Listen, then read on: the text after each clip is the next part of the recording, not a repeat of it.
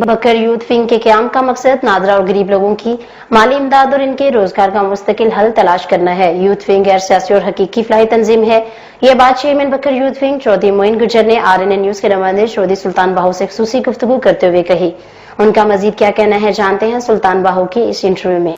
जी बिल्कुल, इस वक्त हमारे साथ मौजूद हैं चौधरी मोइन गुजर, चेयरमैन बकर यूथ विंग। हम आपको यहाँ बताते चलें कि ग्रुप और इतिहाद बनता और टूटता रहता है। ऐसा वक्त और हालात के मुताबिक होता है। जिला बकर में तो सियासत ही ग्रुपों की है।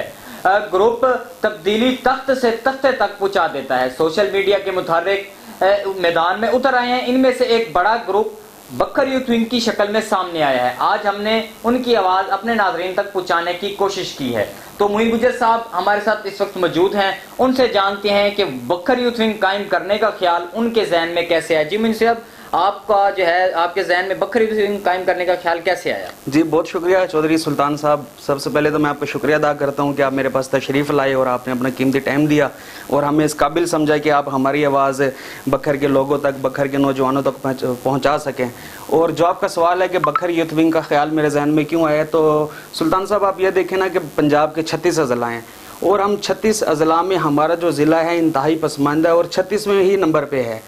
तो मेरा ये जहन में आया कि क्यों ना एक ऐसी नौजवानों पर मुश्तमिल एक ऐसा प्लेटफार्म बना दिया जाए जहाँ पे हम सब इकट्ठे होके लसानियत से पाक होके, फ़िरका वारियत से पाक होके हम बकर की तामीर और तरक्की में हिस्सा लें और बकर के नौजवानों को एक बेहतर तालीम की तरफ हम रागिब करें और उनको तालीम के साथ साथ रोज़गार भी हम फराहम करें। तो अल्हम्दुलिल्लाह बकर यूथ विंग एक गैर सियासी जमात है और यहाँ पे कोई शिया नहीं है, कोई सुन्नी नहीं है हमारी तंजीम में, कोई देवबंदी नहीं है, कोई बरेलवी नहीं है। ये फ़िरके से पाक है और जो बकर का नौजवान है वो बकर यूथ विंग का हिस्सा है और अल्हम्दुलिल्लाह बकर यूथ विंग के जो नौजवान हैं वो बकर की तामीर और तरक्की में हिस्सा ले रही हैं। तो मोइन साहब, आप बकर यूथ विंग बनाकर क्या महसूस करते हो? जी अल्हम्दुलिल्लाह मैं बहुत फ़ख्र महसूस कर रहा हूँ। तो चौधरी साहब, जो पहले ये होता था कि अब देखें ना हमारे जो बकर के नौजवान हैं ये यहाँ पे तालीम हासिल करके आला तालीम के लिए इनको बाहर जाना पड़ता है। अब यहाँ पे अब जो है थल यूनिवर्सिटी का भी क़याम मतलब ऐलान हुआ है, अभी भी वो पता नहीं कब बनेगी। तो आप ये देखें ना जो तरक्की याफ्ता शहर हैं जैसे सियालकोट हो गया, गुजरांवाला हो गया, लाहौर हो गया, वहाँ के जो नौजवान हैं वो क्या करते हैं, वो गर्मियों की छुट्टियों में घरों पे नहीं बैठते।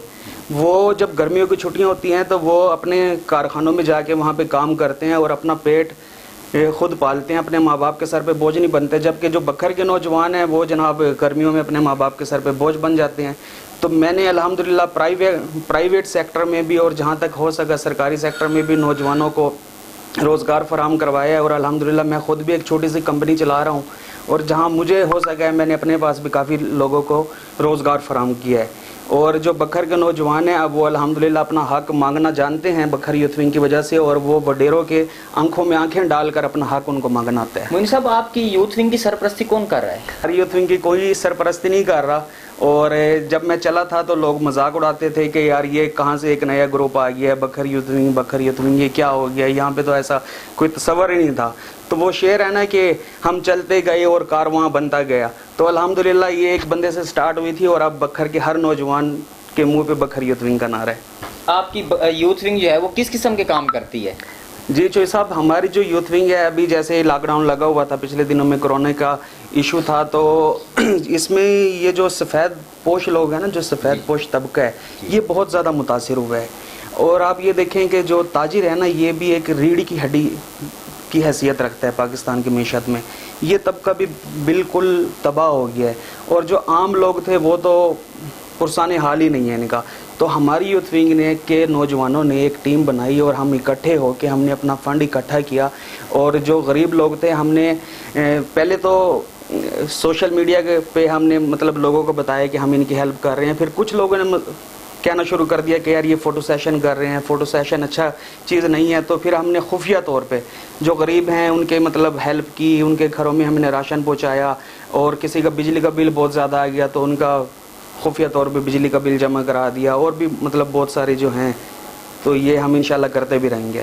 साहब, आपकी यूथ विंग जो है बकर की भलाई के लिए क्या इकदाम उठाएगी मजीद? पहले भी आपकी यूथ विंग इकदाम उठा रही है, तो मजीद क्या इकदाम उठाएगी? तो साहब आज आप मेरे पास आए हैं, आपने इतनी सारी बात की है, मजीद आप इंशाल्लाह देखेंगे फ्यूचर में। अभी 10-15 दिन के बाद मैं आपको दोबारा अपने पास आपको तकलीफ़ दूंगा, ज़हमत दूंगा और मैं एक बहुत एक सरप्राइज देने जा रहा हूँ बखर के नौजवानों को, और वो भी पेंडिंग में है। वो इंशाल्लाह मैं फिर आपको उसी टाइम हम ऐलान करेंगे कि हम क्या करने जा रहे हैं। प्लेटफार्म से नौजवानों को क्या पैगाम देना चाहते हैं? जी बिल्कुल, मेरे बखर के नौजवानों को मेरा ये पैगाम है कि आप तालीम हासिल करें, क्योंकि चोई साहब मैं ये समझता हूँ कि अमीर और गरीब का कोई मुकाबला नहीं है।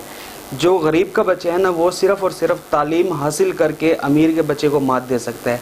क्यों? तो आप तालीम हासिल करें, तालीम ही एक वाहिद जरिया है जिससे आप तरक्की पा के तालीम का जेवर हासिल करके आप तरक्की कर सकते हैं। तो मेरे बखर के नौजवानों से रिक्वेस्ट है कि तालीम हासिल करें, तालीम हासिल करें, तालीम हासिल करें।